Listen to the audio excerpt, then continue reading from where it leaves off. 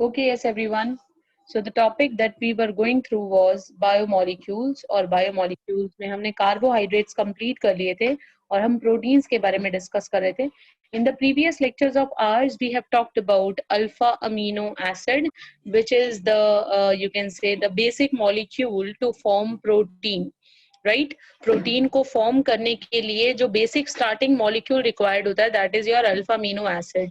और मैंने आपको ये भी बताया था कि अल्फा अमीनो एसिड्स को हम कैसे क्लासिफाई कर सकते हैं. Alpha amino acids can be classified on the basis whether they can be prepared by human body itself or not, and on this basis there are two type of alpha amino acids, essential and non essential. ठीक है. Total जो अगर हम 20 alpha amino acids की बात करें तो जो 26 में से कॉमनली जो सभी प्रोटीन्स में मिले थे वो 20 अल्फा अमीनो एसिड्स थे और उनमें से 10 अल्फा अमीनो एसिड्स ऐसे हैं जो एसेंशियल हैं और 10 ऐसे हैं जो नॉन एसेंशियल हैं. Right. Then also we have talked about another classification of alpha amino acid जिसमें हमने बात की थी कि on the basis of number of carboxylic and amino group present in alpha amino acid. अगर दोनों का नंबर इक्वल होता है कार्बोक्सिलिक ग्रुप का और अमीनो ग्रुप का तो अल्फा अमीनो एसिड होगा न्यूट्रल. लेकिन अगर जो आपका अल्फा अमीनो एसिड है उसमें कार्बोक्सिलिक ग्रुप्स ज्यादा हो जाएंगे then it will become acidic in nature. और इसी तरह से अगर NH2 ग्रुप्स यानी अमीनो ग्रुप्स का नंबर ज्यादा होगा then it will be called as basic alpha amino acid यानी बेसिक इन नेचर हो जाएगा वो. ठीक है. Then also we have talked about its physical properties जिसमें एक बहुत इंपॉर्टेंट हम लोगों ने पॉइंट डिस्कस किया था and that was isoelectric point. Isoelectric point actually में एक पीएच वैल्यू है जहां पर कोई भी अल्फा अमीनो एसिड की मूवमेंट नहीं होती है जब हम उसके एक्वस सॉल्यूशन को इलेक्ट्रिक फील्ड के अंदर प्लेस करते हैं. अलग अलग अल्फा अमीनो एसिड्स की जो पीएच रेंज है वो डिफरेंट है. ठीक.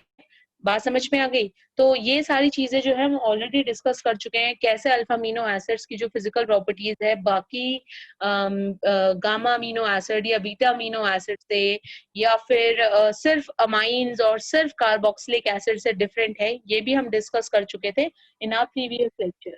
Right. So today we are going to talk about proteins. तो proteins में सबसे पहले हम प्रोटीन की क्लासिफिकेशन की बात कर लेते हैं. प्रोटीन मॉलिक्यूल्स जो हैं इनको कैसे डिफाइन किया जा सकता है मैं एक बार रीडिफाइन कर रही हूँ से. These are called as macromolecules formed by joining of many alpha amino acids. ठीक है. by peptide bond. Peptide bond भी हम डिस्कस कर चुके हैं ना previous lecture. What is a peptide bond? Carboxylic group और अमीनो ग्रुप आपस में फ्यूज करते हैं कंडेंस करते हैं अपने में से वाटर का मॉलिक्यूल निकाल देते हैं और उसके बाद ये ग्रुप वहां पर जो फॉर्म हो जाता है बच जाता है. ठीक है. This group is known as this group is the common group between the alpha amino acids and in this way it is joining the two alpha amino acids and this particular bond is known as peptide bond. ठीक है. एक तरह का amide bond है. आप देख सकते हो CONH2 इज अमाइड. राइट. तो हमने NH2 में से एक हाइड्रोजन हटा दिया है और उसकी जगह उसको आगे फर्दर कार्बन चेन से लिंक कर दिया है. इधर से CO ग्रुप जो है वो ऑलरेडी कार्बन चेन से लिंक होगा. तो इस तरह से काइंड ऑफ मतलब अगर आप केमिस्ट्री की बात करो तो kind of nitrogen substituted amide आप इसको बोल सकते हो. इस तरह का बॉन्ड है ये. ठीक है. तो हम प्रोटीन की क्लासिफिकेशन के बारे में पढ़ते हैं सबसे पहले. तो जो प्रोटीन्स हैं प्रोटीन्स को हम क्लासिफाई कर सकते हैं बहुत तरीकों से अलग अलग तरीकों से क्लासिफाई कर सकते हैं. जिस सबसे पहले जो इसका क्लासिफिकेशन है वो है कि ये इनका जो बेसिक स्ट्रक्चर है वो स्ट्रक्चर किस तरीके से. तो जब आप स्ट्रक्चर पढ़ोगे तो ये वैसे दोबारा आ ही जाएगा बात लेकिन अभी के लिए मैं बता देती हूँ on the basis of molecular structure. On the basis of molecular structure, proteins are classified as globular protein and fibrous protein. तो ये थोड़ा सा मैं आप लोगों के लिए पेंडिंग छोड़ दूंगी कि जब हम लोग इसके प्रोटीन के स्ट्रक्चर को हम जब डिस्कस करेंगे तब मैं इसके ऊपर वापस आऊंगी. ठीक है. सिर्फ अभी के लिए इसके फंक्शनल थोड़े से डिफरेंसेस बता देती हूँ। जो ग्लोबुलर प्रोटीन है ये आपका एक्टिव फंक्शन करता है बॉडी के अंदर, ठीक है, मूवमेंट वाला फंक्शन करता है। और जो फाइब्रस प्रोटीन है ये स्ट्रक्चरल फंक्शन है इसका, ठीक है, स्ट्रक्चरल फंक्शन होता है।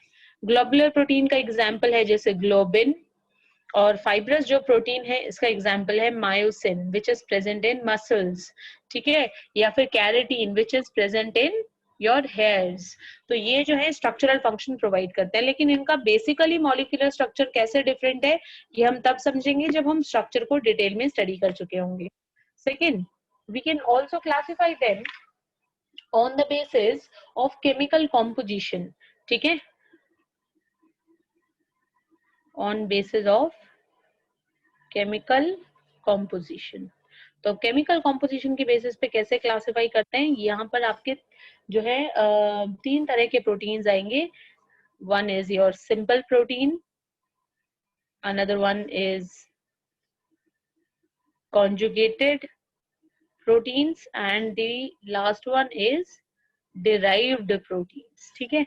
तो सिंपल प्रोटीन्स हैं बेसिकली वो प्रोटीन्स ऐसे प्रोटीन्स हैं जिनके अंदर सिर्फ ये अल्फा अमीनो एसिड्स ही प्रेजेंट है, ठीक है, इनके अंदर और कुछ भी नहीं, सिर्फ और सिर्फ अल्फा अमीनो एसिड प्रेजेंट होगा, ठीक है। These are those proteins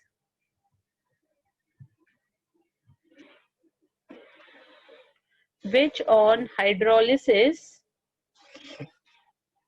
gives only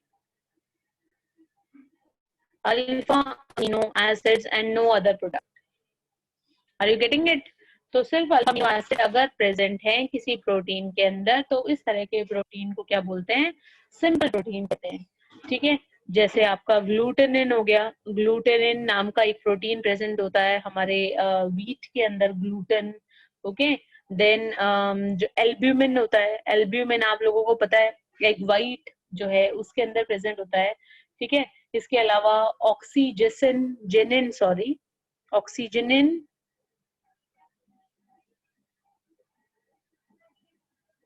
ये प्रेजेंट रहता है राइस के अंदर, ठीक है। और कैरेटीन तो मैं आपको ऑलरेडी बता ही चुकी हूँ। ये जो है ये सारे आपके सिंपल प्रोटीन्स के एग्जांपल हैं।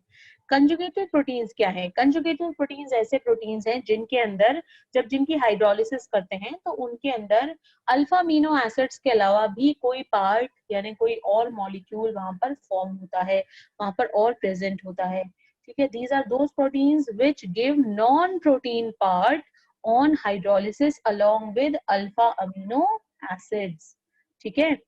तो इसको डिफाइन कर लेते हैं। those proteins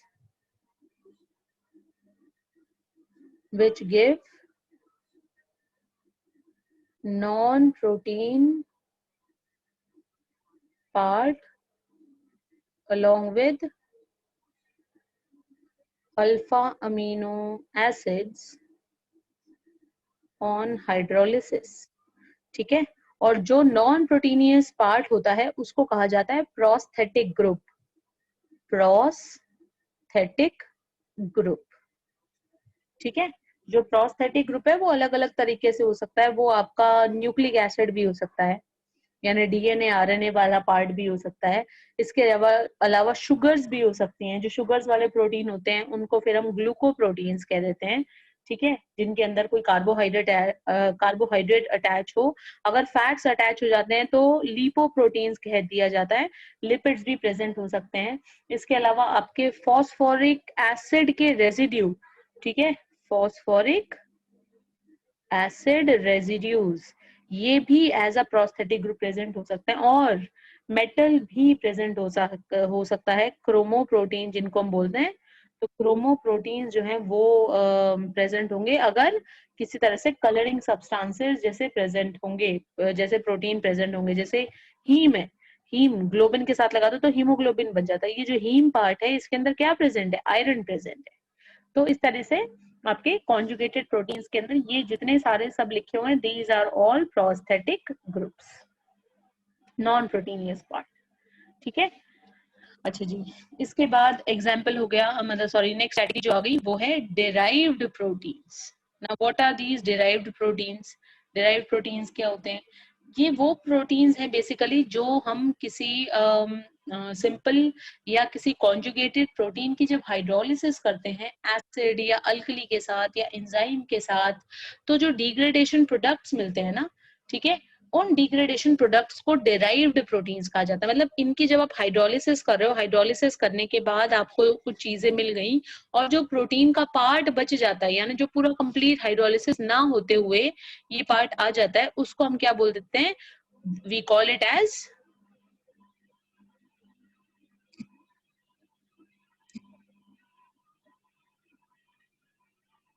we call it as derived proteins. ठीक है, let us define these proteins now. These are the degradation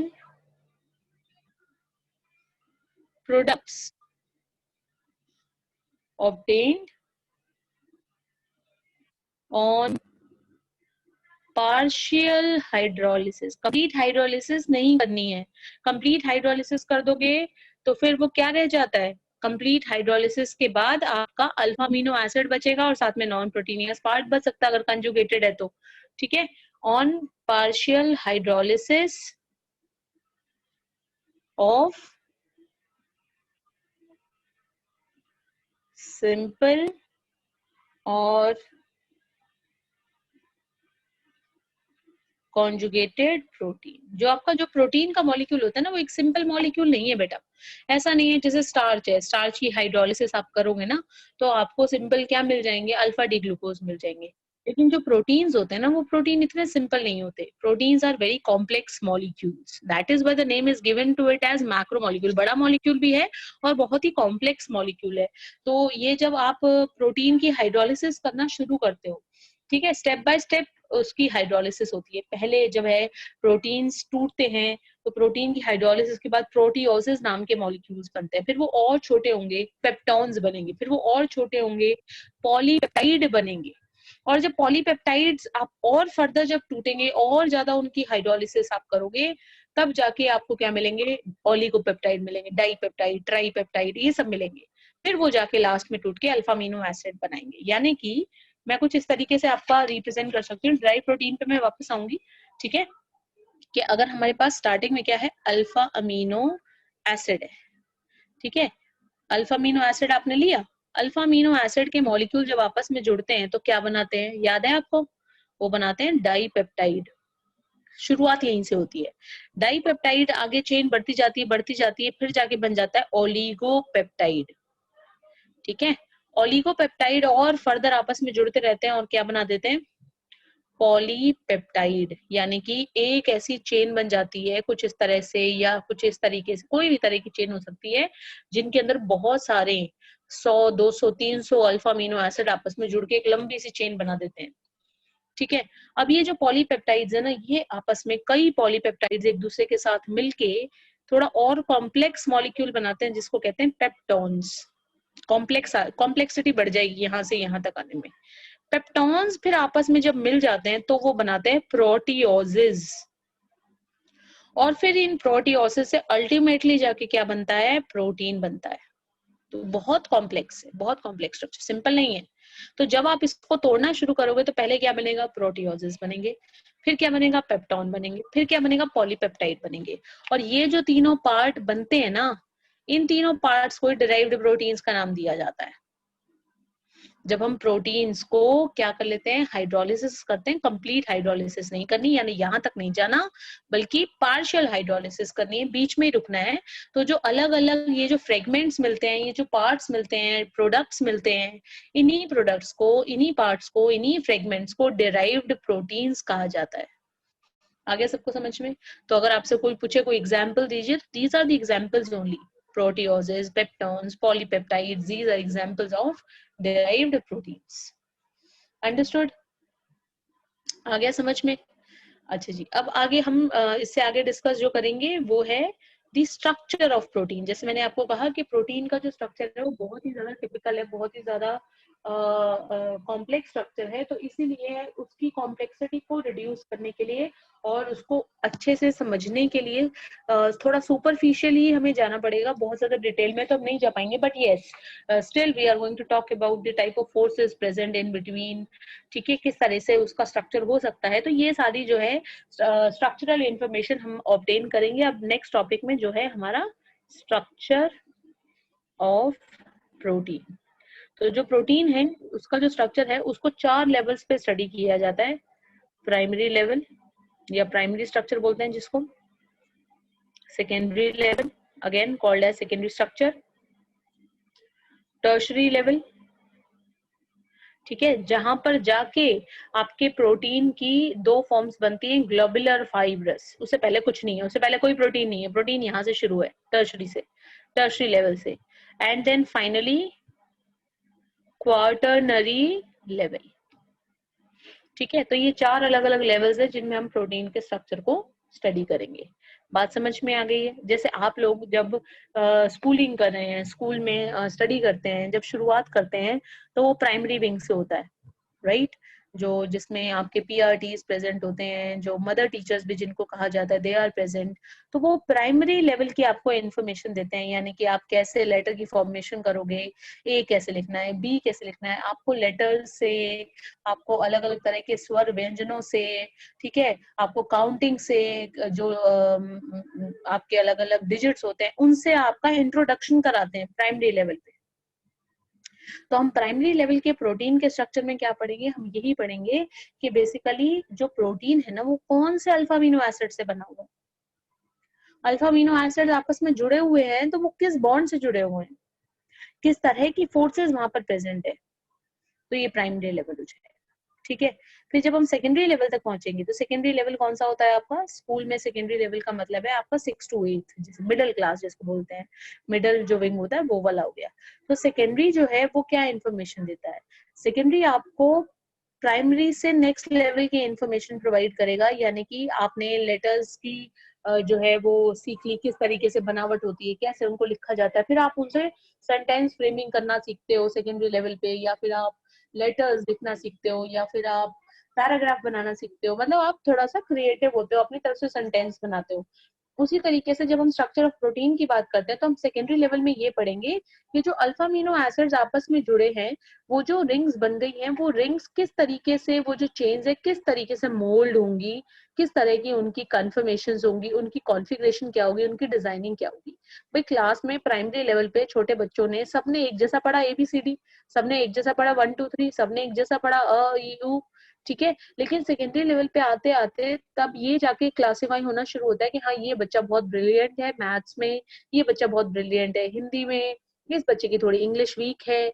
तो वो कैसे पता चलता है, जैसे जैसे वो सेंटेंस फॉर्मिंग या जो आपका राइटिंग स्किल्स है वो डेवलप करना शुरू करता है, राइट। इसके बाद फिर हम आ जाते हैं टर्शरी लेवल पे। टर्शरी लेवल अगर हम कहें तो टर्शरी लेवल क्या है हमारा, in at when we talk about the school level, तो 9 10 जिसको हम सीनियर विंग कहते हैं, सीनियर विंग की शुरुआत होती है, सेकेंडरी विंग जिसको कहा जाता है, तो ये आपका टर्शरी लेवल हो गया 9 10, जिसमें एक बोर्ड्स की सो कॉल्ड क्लास आ जाती है। तो ये जो टर्शरी लेवल है यहाँ पर आके आपके सिंपल प्रोटीन्स की फॉर्मेशन हो जाती है, ठीक है। इसमें जो अलग अलग चेन्स बनी वो अलग अलग चेन्स जो है आपस में इंटरमिंगल करती हैं, आपस में फ्यूज करती हैं, एक दूसरे के साथ मिक्सअप होती हैं, और तब जाके एक नए लेवल को, एक नए स्ट्रक्चर को डिफाइन करती हैं, ठीक है। And then finally 11th 12th your senior secondary wing, ठीक है। तो ये क्वार्टरनरी लेवल हो गया, 4th लेवल हो गया। इसके अंदर जाके प्रोटीन के स्ट्रक्चर में क्या होता है कि जो आपने जितना भी स्टडीज किया, जितना भी जो भी आपने प्रोटीन के बारे में पढ़ लिया, प्रोटीन के बारे में डिफाइन कर दिया, सिंपल प्रोटीन बना लिए, सिंपल प्रोटीन आपस में जुड़ करके और कॉम्प्लेक्स स्ट्रक्चर बना देता है जिसको हम क्वार्टरनरी स्ट्रक्चर कहते हैं, ठीक है। अगर ये बात करें तो जैसे मोल कंसेप्ट है, मोल कंसेप्ट तो आपने 9th में भी पढ़ लिया है ना, पीरियोडिक क्लासिफिकेशन आप क्लास 10th में भी पढ़ लेते हो, राइट। बहुत सारी ऐसी चीजें हैं जो ऑलमोस्ट 9th और 10th में डिफरेंट डिफरेंट सब्जेक्ट्स की टच हो जाती हैं, as per topic they are almost covered, ठीक है। लेकिन उनको और ज्यादा डिटेल में जाना, उनकी और गहराई में जाना, that is your quaternary level, the top level, ठीक है। इसी तरह से जो क्वाटरनरी स्ट्रक्चर ऑफ प्रोटीन होता है वो ये बताता है कि कैसे सिंपल प्रोटीन्स आपस में कॉम्प्लेक्स प्रोटीन्स बनाते हैं। ठीक है, प्रोटीन के स्ट्रक्चर को और ज्यादा कॉम्प्लिकेटेड करते हैं। तो वहां पर किस तरह की फोर्सेस रिस्पॉन्सिबल होंगी, ये सारी चीजें आप पढ़ेंगे क्वाटरनरी स्ट्रक्चर पे।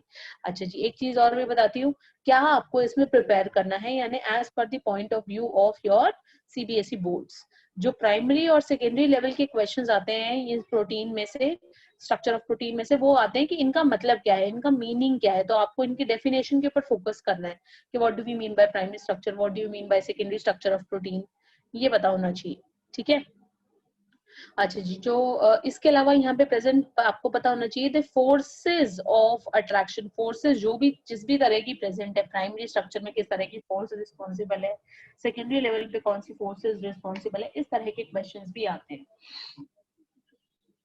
जब आप टर्शियरी लेवल पे आएंगे तो टर्शियरी लेवल में से क्वेश्चन कैसे पूछा जाएगा कि जो आपके दोनों सिंपल प्रोटीन है, ग्लोबुलर और आपके फाइब्रस प्रोटीन, उनमें डिफरेंस क्या है। ठीक है, तो हम उसी तरीके से इस टॉपिक को प्रिपेयर करेंगे। Again the force of attraction can be asked.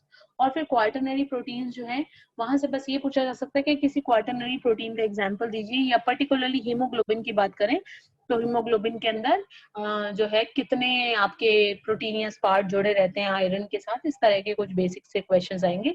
And being a medical student I hope you are all able to answer these very well. ठीक है, तो अब हम इसको स्टार्ट करते हैं, स्ट्रक्चर ऑफ प्रोटीन को। Let us start with it. सबसे पहले आ जाएगा प्राइमरी स्ट्रक्चर। तो what is primary structure? Primary structure of protein help us to know कि एक पॉलीपेप्टाइड चेन के अंदर what is the specific sequence of various alpha amino acids present in that particular chain. ठीक है, तो let us define now the primary structure. It helps to know the specific sequence of alpha amino acids into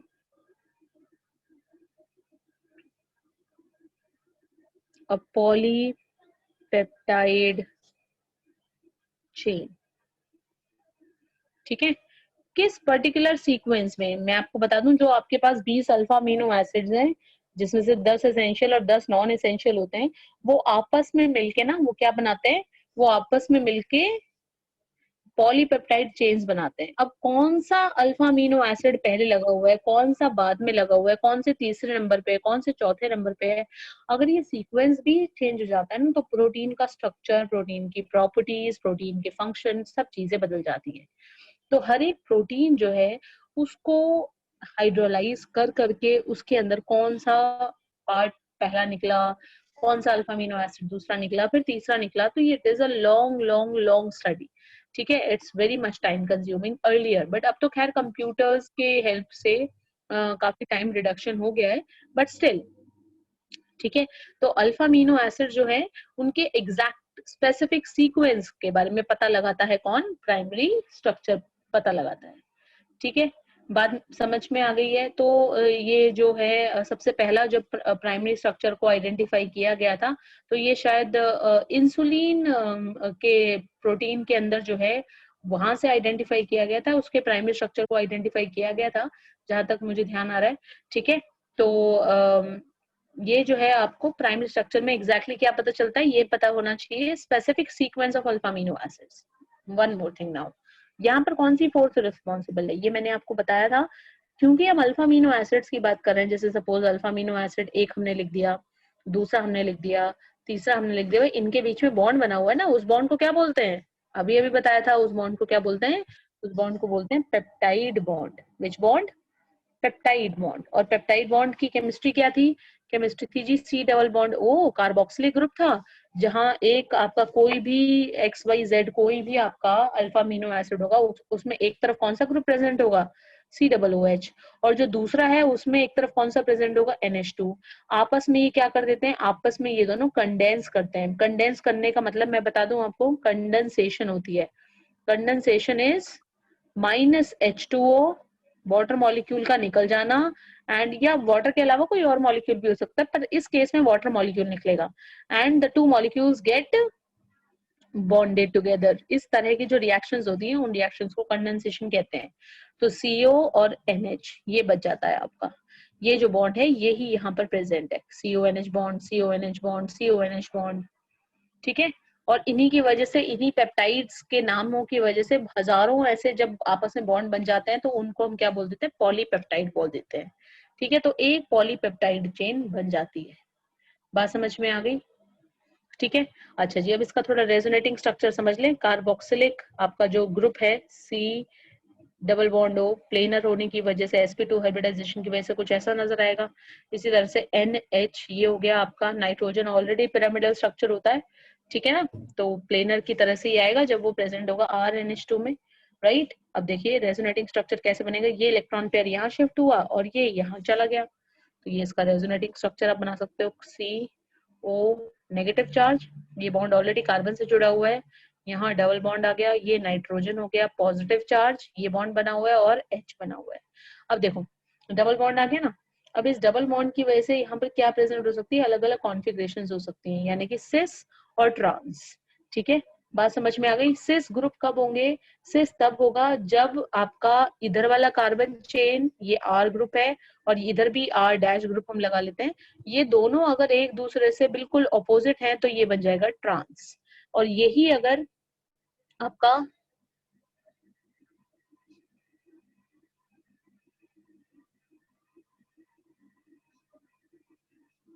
इस तरीके से present हो जाएगा तो वो बन जाएगी सिस फॉर्म। अब ऑब्वियस है इलेक्ट्रॉन क्लाउड ये दोनों बड़े बड़े हैं, एक दूसरे के नजदीक होंगे तो रिपल्शन ज्यादा होगी, इसलिए जो ट्रांसफॉर्म है ना वो ज्यादा स्टेबल है, ट्रांसफॉर्म इज मोर स्टेबल। सिस और ट्रांस कैसे आया, समझ में आया। जब तक आप रेजोनेटिंग स्ट्रक्चर नहीं बनाओगे तब तक ये बात नहीं होगी, तब तक नहीं समझ में आएगा कैसे सिस ट्रांस बन रहा है। सिस ट्रांस के लिए डबल बॉन्ड बीच में होना जरूरी है, और ये जब डबल बॉन्ड बीच में आ गया तब उसके बाद बात हो रही है, ठीक है जी। बात समझ में आ गई। तो ये जो है इस तरीके से जैसे जैसे पॉलीपेप्टाइड्स मतलब आपके अलग अलग तरह के अल्फा अमीनो एसिड एक दूसरे के साथ जुड़ते जाते हैं, तो जुड़ते जुड़ते इस तरह से एक लॉन्ग चेन मॉलिक्यूल बना देते हैं, जिनको हम क्या कहते हैं, which is known as your polypeptide chain, ठीक है जी। ओके देन, अब इसके बाद प्राइमरी स्ट्रक्चर के बाद let's talk about now secondary structure, secondary level. अब जो सेकेंडरी लेवल या जो सेकेंडरी स्ट्रक्चर है वो क्या इंफॉर्मेशन प्रोवाइड करता है, सी जब ये चेन्स बन जाती हैं ऐसे, इस तरह की लॉन्ग पॉलीपेप्टाइड चेन बन जाती हैं, तो इनके अंदर ये ग्रुप्स ऐसे कुछ रह जाते हैं, राइट। दिखाई दे रहा है, CO ग्रुप भी है, NH ग्रुप भी है, बहुत सारे अल्फा अमीनो एसिड्स आपस में जुड़े हुए हैं। तो जब ये आपस में ऐसे अटैच होते हैं तो इनके अंदर एक फोर्स ऑफ अट्रैक्शन डेवलप हो सकती है, which is called as H bonding. तो बेसिकली सेकेंडरी स्ट्रक्चर के लिए कौन रिस्पॉन्सिबल है, हाइड्रोजन बॉन्डिंग जो फोर्स है वो रिस्पॉन्सिबल है। इस हाइड्रोजन बॉन्डिंग की कारण ही जो आपकी एक सिंपल पॉलीपेप्टाइड चेन है उसके अलग अलग डिजाइन बन जाते हैं, ठीक है। या तो जो आपकी आपकी ये वाली चेन है पॉलीपेप्टाइड चेन, वो एक अल्फा हेलिक्स की तरह से कॉइल्ड हो जाती है कुछ इस तरीके से, ठीक है। या फिर वो जो आपकी ये आपकी पॉलीपेप्टाइड चेन है ये बीटा प्लीटेड शीट्स की तरीके से ऐसे रैप हो जाती है। प्लेट समझते हो, प्लेट्स, हाँ। जैसे सपोज ये आपके पास कोई पेपर है, ठीक है, या I just take another one, जैसे ये कोई पेपर है, अब इसकी शीट कैसे बनेगी, इसकी शीट ऐसे बनेगी कि एक प्लेट ऐसे डाल दिया, फिर आपने इसको बैक करके और यहाँ से एक प्लेट और डाल दिया, ठीक है, and on doing the same thing again and again, तो ये जो आपके पास इस तरीके से स्ट्रक्चर आएगा, ये देखो आप लाइक दिस, ठीक है। ये जो इस तरह से बन गया ना, ये आपकी क्या बन गई, ये बेटा बेटा इसको बोलते हैं बीटा प्लीटेड शीट्स, ये शीट जैसा कुछ बन जाता है, ओके क्योंकि जैसे आप इसको ऐसे इकट्ठा कर देते हो तो ये शीट्स की तरह से नजर आएगा ना। So these are called as beta pleated sheets, this is what I have drawn here, ठीक है। और जो आपका हेलिक्स होता है, जैसे कोई स्प्रिंग है, आप स्प्रिंग को खींचते हो तो वो एक ऐसे ऐसे घूमता हुआ ऊपर की तरफ नीचे की तरफ ऐसे बनता है ना, तो वो ये जो है ये फॉर्म बनती है उसकी, this is called as alpha helix, okay तो ये जो अल्फा हेलिक्स बनना या हाइड्रोजन, ये जो आपका बीटा प्लीटेड स्ट्रक्चर बनना, इनके अलावा और भी डिजाइन बन सकते हैं, और भी कोई अलग अलग डिजाइन बन सकते हैं, ठीक है। लेकिन उन सारे डिजाइन में से यही जो स्ट्रक्चर्स हैं ये सबसे ज्यादा ऑब्जर्व किए गए हैं, सबसे ज्यादा नोन स्ट्रक्चर्स हैं, इसीलिए इन्हीं के बारे में पढ़ना है, alpha helix form and beta pleated form या बीटा प्लीटेड स्ट्रक्चर। आ गया समझ में? दोनों ही स्ट्रक्चर्स को बनाने के लिए कौन रिस्पॉन्सिबल है? There is no bonding, there is only H bonding. और हाइड्रोजन बॉन्डिंग एक तरह की बॉन्डिंग नहीं होती, फोर्स ऑफ अट्रैक्शन होती है। दो चीजों को अच्छे से समझ लो, एक होता है केमिकल बॉन्ड जो पीछे बन गया था, प्राइमरी स्ट्रक्चर पे केमिकल बॉन्ड बना है, पेप्टाइड बॉन्ड बना है, लेकिन सेकेंडरी स्ट्रक्चर पे कोई बॉन्ड की फॉर्मेशन नहीं हुई, बल्कि क्या हुआ है, फोर्स ऑफ अट्रैक्शन मॉलिक्यूल्स के बीच में डेवलप हुई है, ठीक है। एक मॉलिक्यूल का एक हिस्सा यहाँ था, दूसरे मॉलिक्यूल का यहाँ था, तीसरे मॉलिक्यूल का यहाँ था, जो आपस में क्या कर रहे थे, ऐसे हाइड्रोजन बॉन्डिंग कर रहे थे। और अपनी हाइड्रोजन बॉन्डिंग को और ज्यादा स्टेबल बनाने के लिए इन्होंने शीट, इस पूरी जो वो थी, क्या बोलते हैं इसको, पॉलीपेप्टाइड चेन थी, उस चेन को पकड़ के घुमा दिया। चेन क्यों घूम रही है? ताकि फोर्स ऑफ अट्रैक्शन उनके बीच में, मॉलिक्यूल्स के बीच में ज्यादा से ज्यादा प्रेजेंट हो, ठीक है। एक का CO ग्रुप यहाँ होगा तो दूसरे का NH ग्रुप ऊपर आ रहा होगा, तो यहाँ पे हाइड्रोजन बॉन्डिंग ऐसे हो रही है, इस तरीके से हाइड्रोजन बॉन्डिंग हो रही है, एक का कार्बोक्सिलिक, दूसरे का NH, they are responsible for doing hydrogen bonding, ठीक है जी। आ गया समझ में? Ma'am please stop recording.